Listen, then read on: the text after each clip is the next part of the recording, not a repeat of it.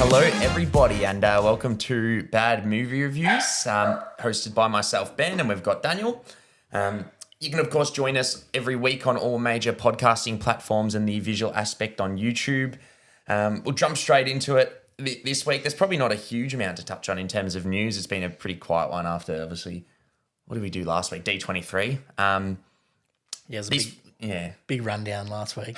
Yeah, it was one movie and a lot of news, but I'm actually not too sure if you know him, but I actually watch him on YouTube. Andrew Callahan, he's like those, he had a documentary that's actually been purchased by HBO and A24, but he's like one of those guys that goes to like really fucked up locations and then like very dark humor.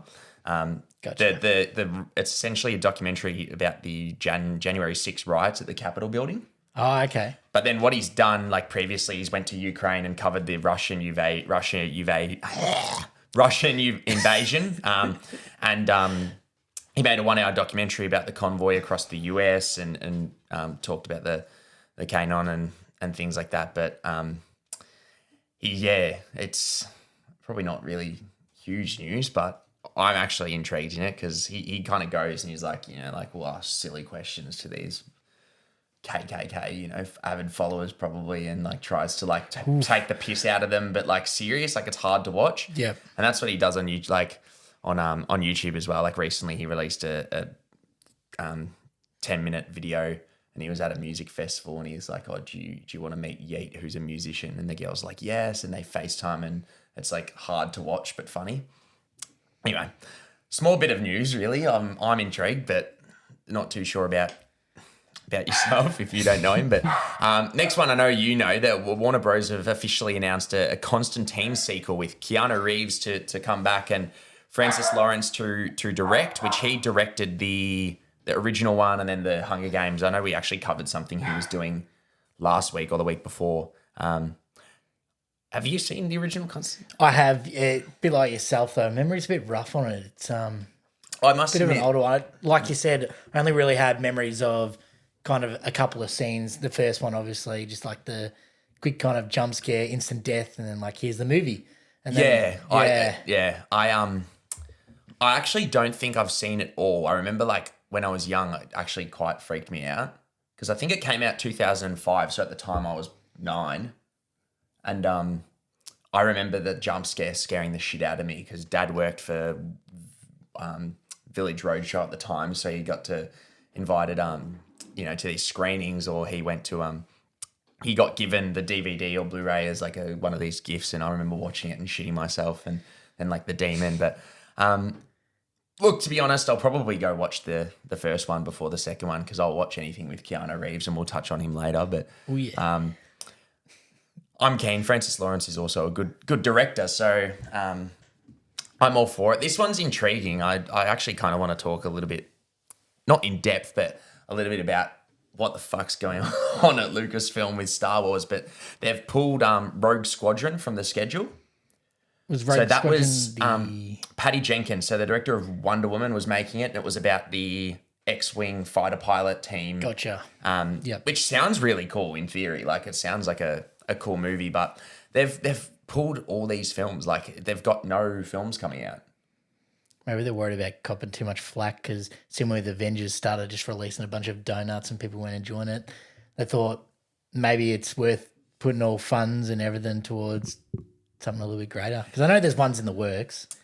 Well, even then they've got no dates. So they've got the Rian Johnson trilogy is still technically in the works, but he hasn't got given a date. There's a Taika Waititi movie which they've apparently put on the shelf. Who knows yet because of the backlash for Love and Thunder being a very average movie. The thing is, he's a very talented director. Like you watch his other films and they're fantastic. But I don't know. I mean, we've actually got Andor.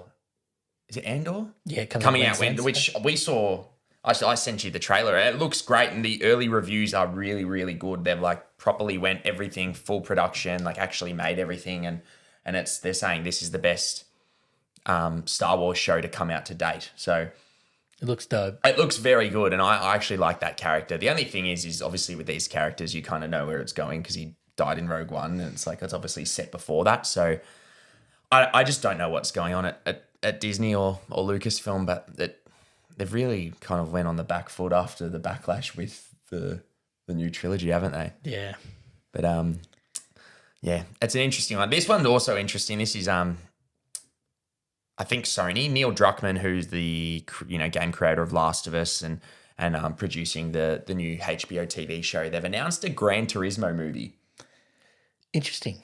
Now they've confirmed David Harbour, who we both really like, Yep. from Stranger Things and Black Widow, and Orlando Bloom is starring. But it's actually based. The story actually seems kind of interesting because I read a bit about it, and it's actually based on a true story about a kid who won multiple competitions in Gran Turismo who actually ended up being a racing car driver because of those competitions. Oh, that's kind of cool. So it's not like it's just like, the Need for Speed movie, which was fucking dreadful with Aaron Paul from Breaking Bad. Oh, God. Yeah, that was shocking. Though, I think this would be all right because Gran Turismo has a lot of underlying tones of like Top Gear, and Top Gear obviously had some pretty good success at its peak. Yeah, it's very much Orlando Bloom. I think it's a good cast as well. Like you've got David Harbour, who's very charismatic and good, and Orlando Bloom's beloved by a lot of people, but hasn't really done much lately at all. But I mean, he's raising, I think, a kid with Katy Perry, so good on him. Next one's interesting. Obviously, we've come straight from an Elvis movie within the last 6 months, which we both really loved. But Sofia Coppola, the director, who's I can't remember exactly what she's directed, but a daughter of Francis Ford Coppola, who's the opus of magnum opus of directors doing Godfather and things like that. She's directing a film actually based on Priscilla, which is intriguing, with Jacob Elordi to play Elvis, which is actually an Australian guy. You haven't watched it, I think, but he's from Euphoria. I haven't watched, Euphoria. But I know looking that guy. at he's from The Kissing Booth as well on Netflix, and he's a good actor. He's got Aussie, isn't he? Yeah. I won't say anything controversial. He actually went to a school local to me, and I actually then he moved up to Brisbane, I think, to he went to Marsland College or a private school kid, but has the chops. But I just find it interesting that you're making a film about Priscilla. Really, what have you got to tell about it? I actually don't really have anything. What is Priscilla? Priscilla's his first wife, so his wife essentially. Oh, no, I don't know. Yeah, I've got no real thoughts on it. I'm not sure what there is to tell. Yeah, not sure. Which is intriguing. Got not much for you, that one. It's like making a movie about Elton John and making about his first wife who had just his mum. Yeah, it's yeah, exactly. Making a film about someone not irrelevant, but like not why? Not, I mean, it could be good. You never know, but this one's interesting. They've announced a casting, but they don't know who. But it's apparently about a key inmate, so a key inmate within the Batman universe that's been casted in the new Joker film. Jacob Laughlin, who's been in Mud, which I've seen, and he actually plays the young kid in. Oh, that guy. Maze Runner. He's in one of the Maze Runner films. That's what he looks like in the Maze Runner. He also looks like nearly the bad guy of Stranger Things. He looks like Jacob. Yeah. The guy who plays Vecna. Yeah. Number 1 or whatever. Shit, spoilers, but if you haven't watched it now, you probably wouldn't because it's that popular. But to me, he actually looks like he would be Joker. Because with the first film, there's always that tone where it's like, is it all in his head? Is it all in this? Is it this? And he kind of looks exactly like he's got Joaquin Phoenix in that movie. He's got the right structure for it, that's for sure. They look the exact same, really. Yeah, I'm not sure who else he'd play. Well, that's what I'm trying to think. To be honest, I don't read graphic novels or anything like that enough to kind of know. Yeah. I've played like the Arkham Asylum games and obviously seen the movies, so I know your Poison Ivy, your Banes, the 10 main ones, but there's, the ones that like are out of the blue who might just fucking, blow a whistle and rats come out of the ground. It's like, okay, like there's those ones in the comics, but who knows? It'll probably be someone well-known. Significant. Yeah. This next one's actually quite interesting that Sony has announced a Karate Kid movie coming out in 2024. Now, I don't know if this is actually directly tying into the success from Cobra Kai, the Netflix show. Yeah, I hear that's Which pretty big. I actually haven't watched, but I know a lot of people who love it. So it'd be interesting if it ties into that, because then it'd be like a direct sequel, because it's obviously got like Cobra Kai's got people in it. But in doing so, they've actually pushed back a lot of the films. And I know I've said to you, like, January is usually a dumping ground for shit movies. Which Kraven the Hunter, the Spider-Man connected movie, was supposed to drop in like January, but they've actually moved it back to October now. Oh, okay. Because of this film. So maybe it's decent. But Aaron Taylor Johnson from Bullet Train's playing Kraven the Hunter. I can't remember. It's the Mandarin, or is that his name? Yeah, Mandarin. One of them. Yeah, I can't remember. The guy with the long locks and the beard. And Yeah, it he was the has the Mandarin, British wasn't accent. it? Yeah, I thought so. I thought it was a fruit or something. I just didn't want to fully commit Tangerine? to something. Tangerine. That might be it. Tangerine, that's it. Tangerine was one of them, yeah.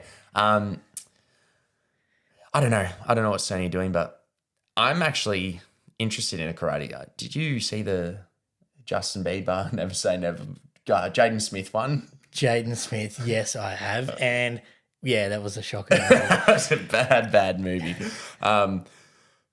As you can tell, there's not really too much substance to all this news. It's just kind of things that have been announced and we'll talk about. But other than that, we can probably jump into a quick review of one of our films before taking a break, because we've got 3 films to talk about this week. And we'll start with probably the first one we saw, which was Bodies, Bodies, Bodies, which is a A24 film, essentially about a group of young teenagers who meet up at a rich person's house and play a game called Bodies, Bodies, Bodies, and then some shit hits the fans. But I'll take a sip of water. I'm starting to hit the throat, but I'll let you touch on that. I know you had some not strong feelings, but you were like, fucking. Look, from the moment the movie started, I was like, fuck, I'm not going to like this. This is not going to be a film that I'm going to enjoy. And then when the movie ended, I was like, man, thank God. But Well, if we're being honest, it did start with 2 women making, like, not that it's bad, but like just 2 people literally close up of their tongues making out. So it was a bit like, it was weird. Attacked your senses. I thought she was also like a weird casting too. They had this like random Russian exchange student with a dodgy background kind of girl, whatever. But I mean, it made sense in the end with like the way the plot turned to like kind of create that doubt. Yeah, for me, it was just like everything that I hate about like our generation and the one coming up. I was like, man, this is a whole movie about that. But I can't hate the movie because it did exactly what it needed to do and told a fantastic story despite how crappy I thought it was. It was so accurate to what we currently experience and what would happen in modern society with real life rich kids that have it too good. And yeah, it told the story it needed to, and I thought it delivered on that fantastically. Every other aspect of it I didn't like. I liked I know you're going to touch on it already, but you made a really good point after the movie how a lot of things were also shot with just like flashlights off phones and things like that. That side of things I thought was awesome.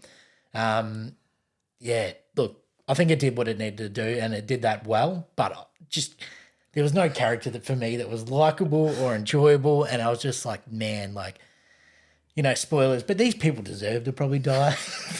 Intentional. It's all Yeah. Yeah, I agree. I'll go from there, I guess, if you've stopped there. Look, I enjoyed it. Like, I actually found enjoyment in it in terms of like there were some laughs, and I thought like realistically as a film, like the craft aspect, like it was well made. It was actually well acted as well. Like there was no one that I was like, this is a shocking performance, but it was well acted, and I was like, I hate every one of these characters.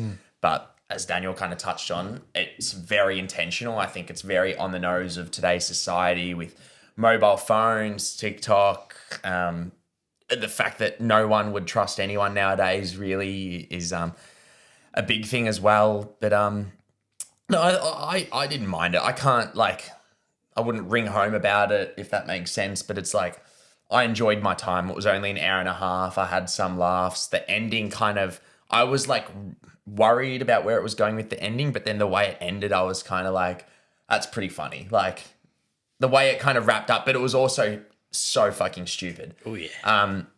But I can't like con it for that because it's like it's really trying to be an on the nose like satire kind of look at today's society, and I got to give it props for that. And I think it was the film, to touch on that thing, I actually found that quite incredible, to be honest. Like the lighting. So not really spoilers, but at one point in time there's a massive thunderstorm and the power cut out, and the way the film is pretty much lit. Obviously, behind the camera, there's going to be lighting sources and things like that. But in terms of in the actual frame, every bit of like lighting from within the shot was coming from a phone flashlight, a torch, or like glow sticks. Yeah. And it didn't create like any grain or anything like that. And it was well lit, and it was actually, I got to give a mad respect for that, to be honest. Yeah. So take that with what you will. If you want to watch a cringy but purposefully, teen kind of romance, not really horror, but interesting story. I don't really know how to fully explain it. It was like it was a what are the thriller? What's the movies called? It's got the stereotypical ghost face. Scream. Scream. It was actually very similar. It was actually very similar to the new Scream, where it was like, like it's a phone, like you're a phony killer. Like we all know Scream's a movie. It felt very like that. Like I actually, didn't mind it, but but what we'll take a quick break and we'll jump into our next review. We're covering Speak No Evil and the DC League of Super Pets. So we'll jump into our next review. We might keep it lighthearted to end with. So what we might do is we might jump into our review of Speak No Evil, which is a kind of a foreign film, but not at the same time. It's about a Danish and a Dutch family who meet on a holiday in Italy, and then they hit it off, invite them to their farm or house or whatever in the middle of nowhere, and kind of just, hits the fan from there and kind of goes in ways that, you probably don't really expect or ever want to talk about or see. But I'll let you...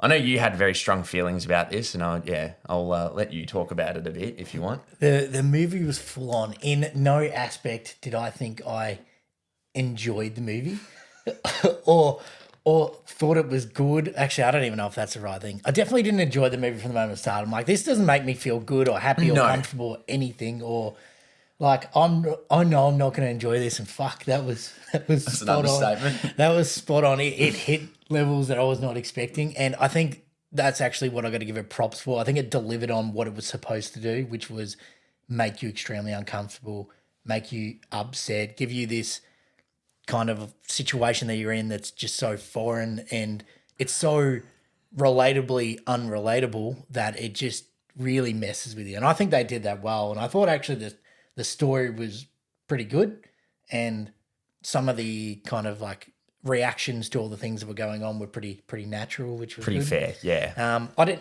didn't overly love the acting, but but look, I think the movie delivered what it needed to do, and that was tell this kind of really messed up story and make you question everything that you'll ever do for the rest of your life if you're ever in a public setting. Whether you accept a cookie from a stranger, I'm not accepting anything from anyone ever. I'm not going overseas. I'm not traveling. No, yeah.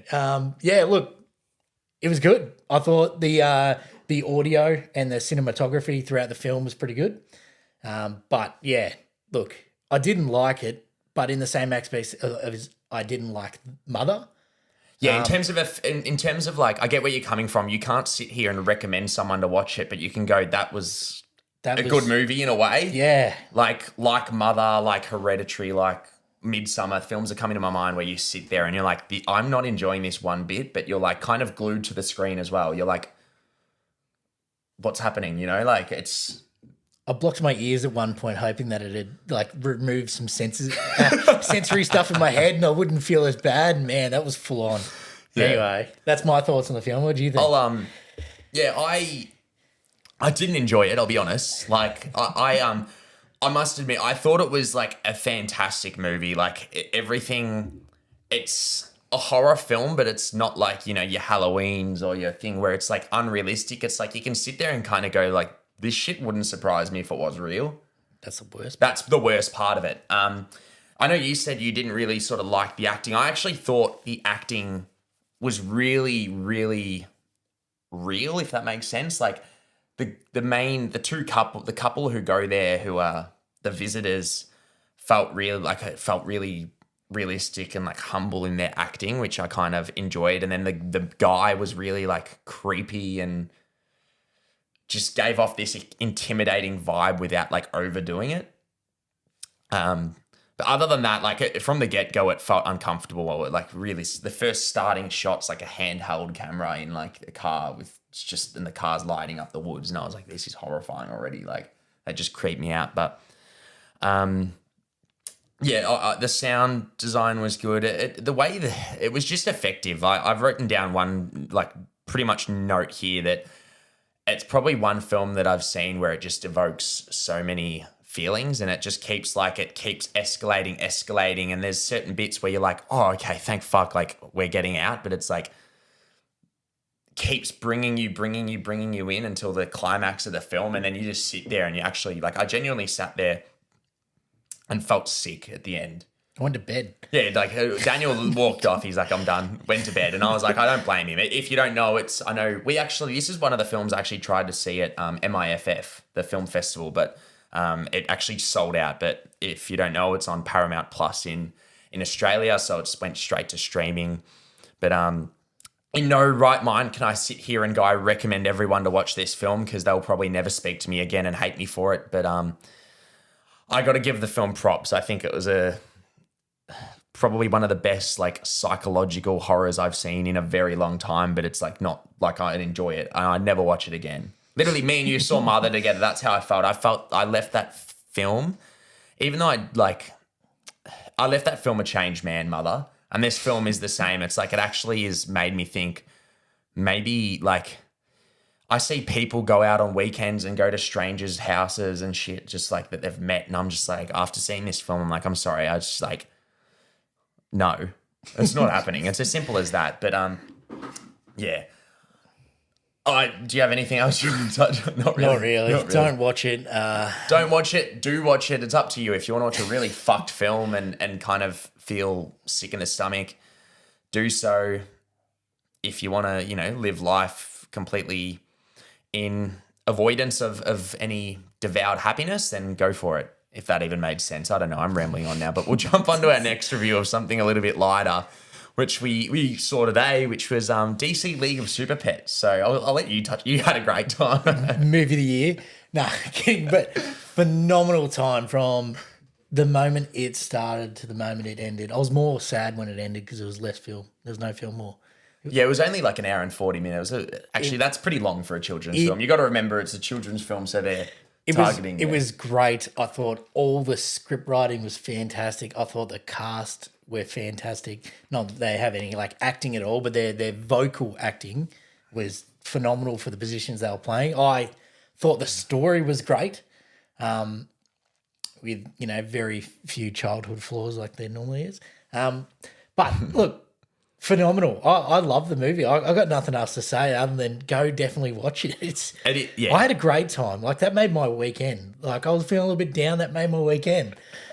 I must admit, and you said this after, it's like you can never really go long with like an animated kids film unless it's Coco, and that'll ruin your existence. Yeah. Thanks. No, I actually really enjoyed it. I actually, did enjoy the acting cast, but I said to Daniel, I was like, halfway through the film, I was kind of like, I remember the times when you'd watch an animated film and they always just casted based off the best voice for the like look of the character, whereas now they're just hiring like the biggest movie star, The Rock, to voice the dog, and it's like Kevin Hart, Reeves. But other than that, like I kind of miss those days a little bit because I like the movie could have had an extra 10 million, 20 million put on the budget of the animation, made the animation look better than the great cut. But the voice acting was great. It wasn't really a flaw. It was just like I kind of miss those days. But no, I agree. I actually thought it was smart writing, especially for a kids film. Being a studio, you got to realize that to these kids films, it's like they're not going to go alone. They need to go with their parents, and you want to make that enjoyable, which this film I can see people enjoying. And there's actually like a couple of on the nose bits with a turtle, which I thought was probably the best part of the film where like they're clearly saying the fuck, but they actually beep it out, and I thought that was quite funny and clever, but really kind of targeted towards obviously those parents that have got to take their little whippersnappers to the movie. But no, I really enjoyed it. I actually would recommend anyone to go see this if they like animated, animated movies, obviously targeted towards kids, but it was a good time. No complaints. I thought, the story was good as well. And I just sat there with like a kind of grin on my face the whole time because I was like, it's adorable. There were actually a few moments that like were sad and I was genuinely sitting there. It was just like it kind of conveyed a few emotions, completely different spectrum of the scale, like completely different side of the scale to the emotions that I got with Speak No Evil, which is exactly what I needed 2 days after and thought, yep, this is what I need. But look, if I don't get a spin-off movie of Keanu Reeves as Batman, I'll be really upset.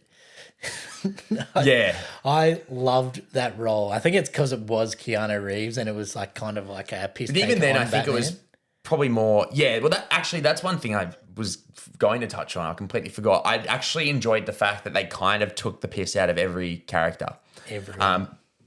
Sorry, not so much the pets, but more so much the superheroes. They kind of take the piss out of Batman specifically, but even Superman, Wonder Woman, Aquaman, all the Justice League members, they kind of literally take the mickey out of, and self-done as well with like Batman and things like that. But I don't know. I just feel like it was really well written, and I just really enjoyed it. I don't know what really else to say apart from it's about it. if you enjoy these kind of films, these kids films, then by all means, it's probably one of the better ones. I know there's probably been some pretty average ones lately. There's like the last one I can think of. Pinocchio sucked, but I didn't see the new Minions. I remember you were going to, but then tried to see it twice. Didn't work out. But no, I can't remember the last kind of like good kids film I saw. Turning Red was probably the last one I actually kind of enjoyed, and that had like more adult comedy at times, but that's kind of obviously what you come to expect with Pixar. But it's good to see that an animated film is the best DC film bar Batman in the last 8-9 years. Without a doubt. I feel like this movie actually had some like underlying vibes of Megamind. Did you watch Megamind? I was thinking, I was like, Megamind. I agree. It was kind of like a similar tone in a way, similar comedic vibe and actually similar animation too, to be honest. Like it's not that heap of animation looks too different with these kind of films. They're pretty bare bones. It's not like stop motion or, hand drawn, anything like that. But no, go see it. I really enjoyed it. Need to pick me up, go watch it. Well, if you need anything, go watch it. If you need a good time. But other than that, I don't really think there's sort of too much to really touch on. We watched, obviously, we'll probably come at you with like a full end of season review with Lord of the Rings and Game of Thrones. We are keeping up to date, which we're both, I think, thoroughly enjoying. Yep. But other than that, next week we'll probably touch on Andor that we spoke about. We may watch, I think, the first 2 or 3 episodes release of that on Wednesday, so we may touch on that. But if I'm being honest with you, I can't, at the top of my head, tell you what movies come out next week that we can touch on, which I'll find out in 2 seconds. But we've got Andor, which we'll touch on. I believe Avatar's re-coming to cinemas, which you may go see in IMAX because I'm all for that. But other than that, there's a 3-episode premiere for Andor, isn't it? Yes, yeah. That's good. At least that's lots of content there. Yeah, it's a fair bit of content to watch. Looking at it, there's actually not anything really coming out because the date will be the 20. What's a public holiday? So the 22nd. We've got Jeepers Creepers Reborn. Oh, no way. They didn't make another one, did they? They have. Jeepers Creepers. Them all? Yeah, I have. I think the first one horrified the shit out of me. Same. Second one was garbage, but there you go. So that'll be unless there's a week full of movie news, it'll probably be a shorter pod covering Andor and Jeepers Creepers Reborn, which actually I think that's a weird one. I remember speaking to our friend Corey.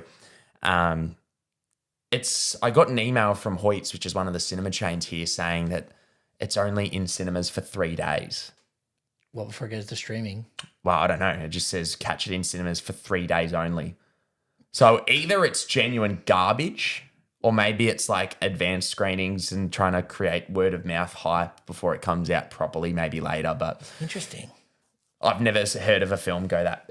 Maybe because of that, we'll watch Jeepers Creepers Reborn and then maybe we'll review Maybe they could. Avatar 10 or 15 years later and touch on that in IMAX 3D. I'm happy to because I thoroughly enjoyed it and think it's probably the most overhated film of all time.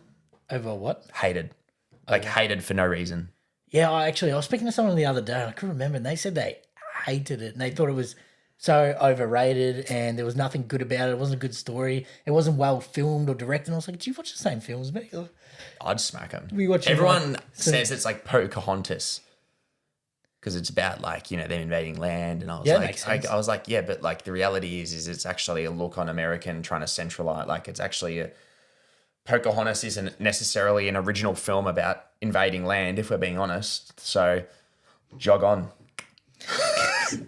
No, but we might end the pod there. It's a relatively short one this week, but yeah, I think we've decided now we'll recover Jeepers Creepers, Avatar, and Andor next week, and or more so our impressions. Obviously, we can't review the whole show because it might go to shit within the last 2 episodes or something. But other than that, we hope you've enjoyed the podcast, and we'll do you have anything else you want to say? No, cap it off there. Easy. Well, we'll top that off there, and we'll catch you next week.